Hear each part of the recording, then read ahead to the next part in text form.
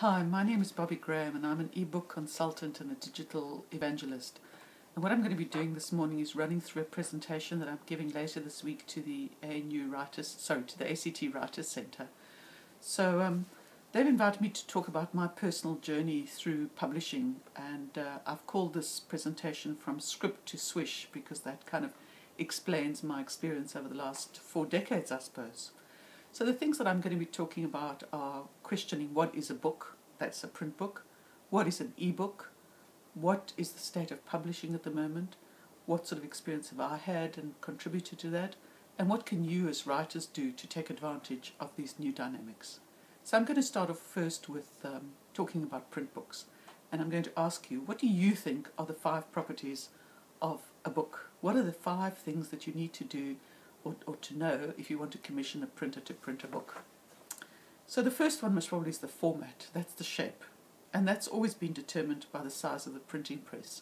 In other words, the paper size has to conform to the printing press, therefore the book has to fold into the sections, and that determines the size of the book.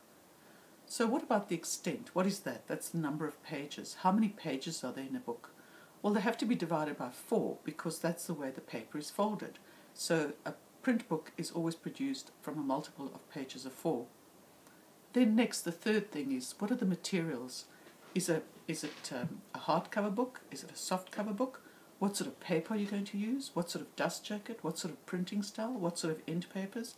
These are the materials. This is what you need to think about when you're producing a book. And then the printing. What are you going to print? Is it going to be printed in black and white? Is it going to be printed in colour? What other sort of print requirements are there going to be? And then the 5th property is actually the quantity. How many books do you need to produce in order to make your print run viable? So what are the functions of a book? Have we given some thought to maybe what those are?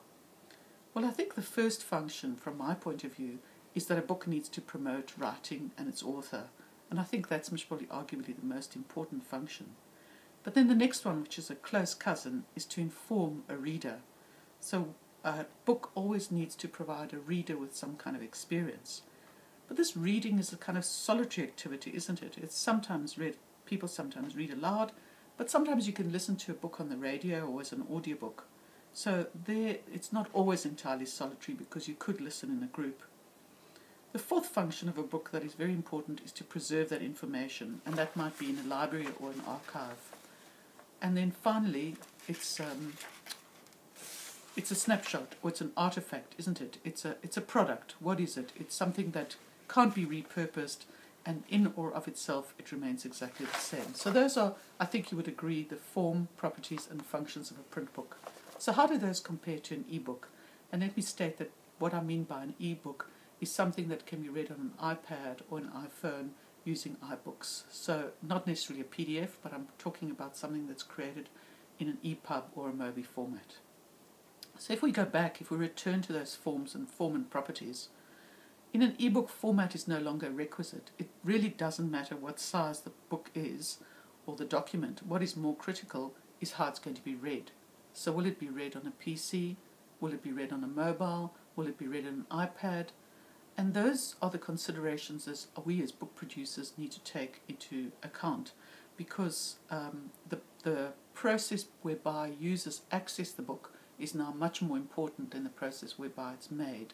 So we've moved to a pull approach as opposed to a push approach. So we move on to the next property, which is the extent. Now, does it really matter how long a book is online? A document, a digital document, can be very long without incurring any additional expense. So we don't have to consider keeping the production cost down to, say, 160 pages. And the materials?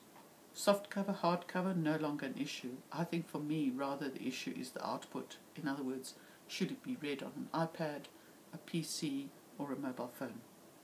And what about printing? There's no such requirement to bring down the costs of printing a publication by making it black and white. An ebook can have as many colors as you like. There's absolutely hardly any difference in cost for that. And quantity? An ebook, you produce one, and then there's no need to produce more. It's a self-perpetuating model, and there are absolutely no costs for storage, and delivery is minimal. So what about the function of an ebook? How does it match and compare to the functions of a print book? I spoke about promoting. I would argue that an ebook can be promoted far more widely. It's got a much wider audience and reach. And I think it can inform a reader by providing a much richer experience due to the added functionality that it has.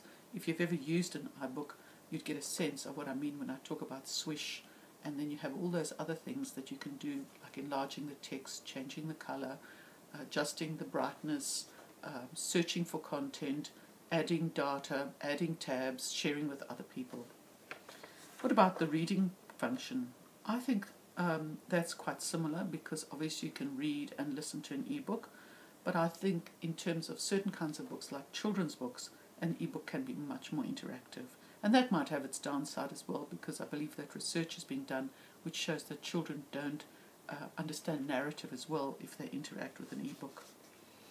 What about preserving information? Well, that's a bit of a moot point at the moment, because in Australia certainly there's no legal deposit requirement for an ebook, and the technology is still questionable. We don't know any idea of how long ebooks will keep in this format, what we'll need to read them with. Will they still be accessible in 100 years' time? Will the technology still be there to access them?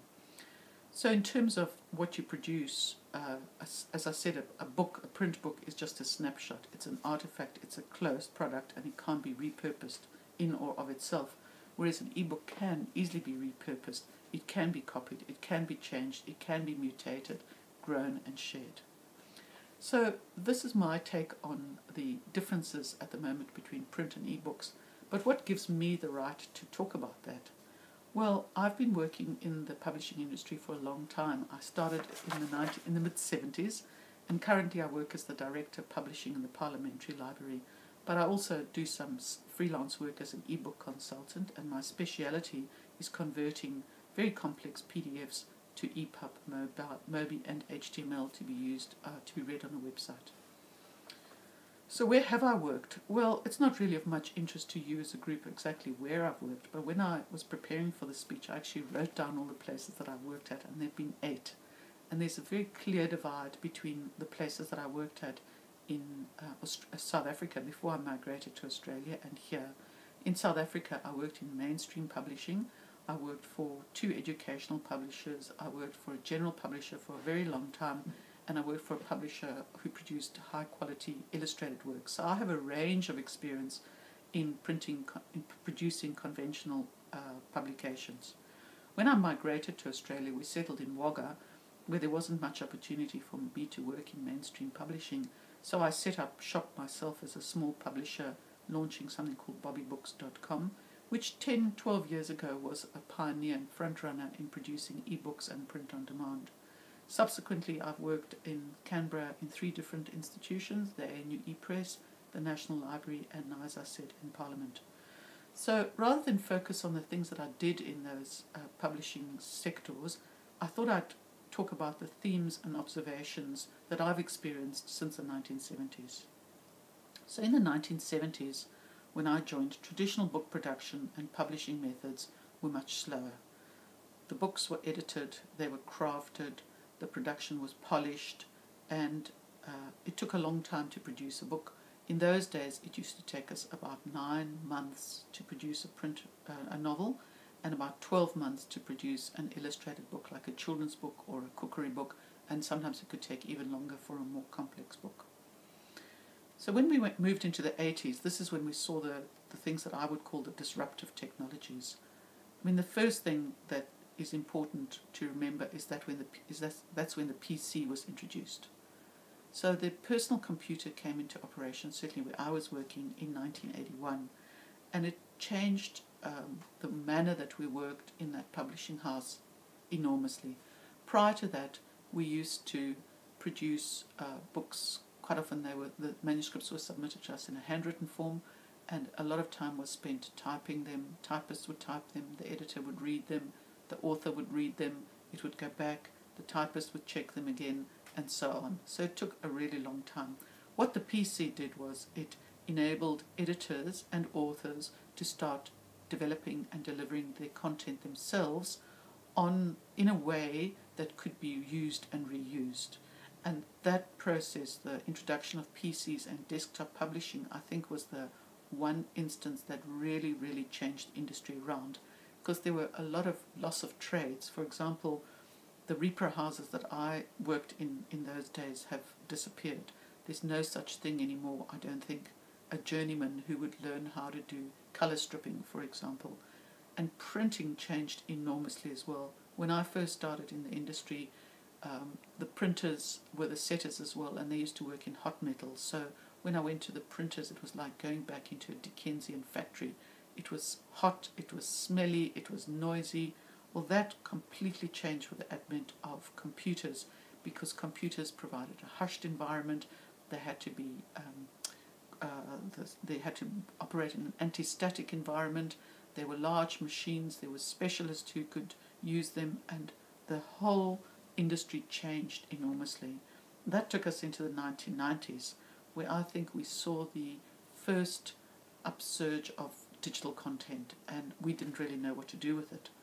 In 1993, I attended the first ever electronic media publishing conference at the Frankfurt Book Fair, and that for me was most probably a life-changing experience, because there for the first time I heard publishers and developers talk about these new tools that were going to change the way we produce publications. And I think the message that I got there was that we could create this product once and we could publish it many times. And what also happened in the 1990s is that the internet was spawned or started growth in the mid-90s, and that really changed the way we communicated. So we move into the 2000s. Now for me personally, as I said, this was a new country, new opportunities in Wagga, and what did that mean for me? Well, I had to learn how to work at a distance and work remotely, and that I think assisted my understanding and my need to develop content where I didn't have to work on a face-to-face capacity with the authors or with the editors or with the publishers. So that experience moved into the work that I did at the ANU ePress, where I was one of the founder members of the ANU ePress, where we produced scholarly publications in larger volumes.